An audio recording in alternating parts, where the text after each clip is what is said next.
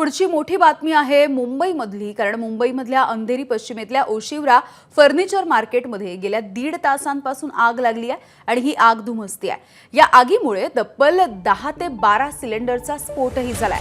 सकाळी 11:30च्या सुमारास ही आग लागली। या आगीमध्ये 20 ते 25 दुकानं जळून खाक झाली आहेत। आगीचं कारण अद्यापही अस्पष्ट आहे, तर अद्यापही या आगीवरती नियंत्रण मिळवण्यासाठी अग्निशमन दलाकडून प्रयत्न सुरू आहेत। मृत्युंजय सिंग आमचे प्रतिनिधी आपल्याला माहिती देत आहेत। मृत्युंजय, काय सध्याची स्थिती आहे? आगीवरती नियंत्रण मिळवण्यासाठी प्रयत्न सुरू आहेत।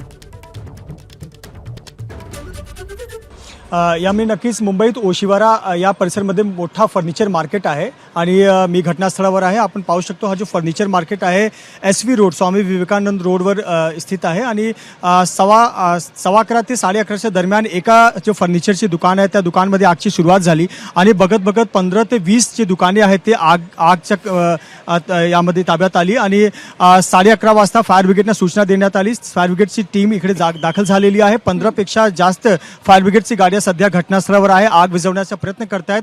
काही ठिकाणी आपल्याला फक्त काळा धूर दिसतोय, तर काही ठिकाणी आग आहे, कारण जी फर्निचर मार्केट आहे ती खूप मोठी फर्निचर मार्केट आहे आणि जेव्हा आगची सुरुवात झाली होती तेव्हा आजूबाजूचे जे दुकानमध्ये काम करणारे कर्मचारी आहेत त्या कर्मचाऱ्यांनी आपले जे लाकडीचे काम आहे ते फर्निचर वगैरे आहेत ते सगळे रस्त्यावर काढून ठेवलेले आहेत। आपण पाहू शकतो हा फ्लायओव्हरचं काम आहे। फ्लायओव्हरच्या खाली जो मधला भाग आहे तिथे आपण फर्निचरचे सामाने पाहू शकतो। हे सगळे जे सामाने आहेत ते दुकानेमध्ये होती।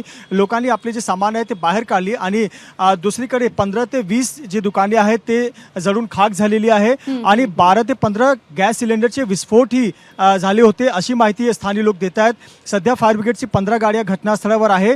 आतमध्ये काही जे गोडाऊन पण आहेत अशी माहिती आहे। बाहेर रस्त्यावर दुकाने आहेत आणि मागचा जे भाग आहे दुकानाचा तिथे गोडाऊन आहे आणि अशी माहिती आहे की काही जे कर्मचारी आहेत ते या दुकानच मध्ये जेवणाचं काम करतात, जेवण बनवतात आणि तिकडे काही कर्मचारी राहतात पण। एका फर्निचरच्या दुकानामध्ये आगची सुरुवात झाली होती। सध्या आग विझवण्याचा प्रयत्न सुरू आहे, थोडा कंट्रोलमध्ये दिसत आहेत, पण अजूनही फायर फायटिंग सध्या सुरूच आहे आणि फायर ब्रिगेडचे कर्मचाऱ्यांचं असं म्हणणं आहे की अजून 1 ते 2 तास लागणार आहेत। अगदी मृत्युंजय, धन्यवाद माहितीसाठी। ABP माझा, उघडा डोळे बघा नीट।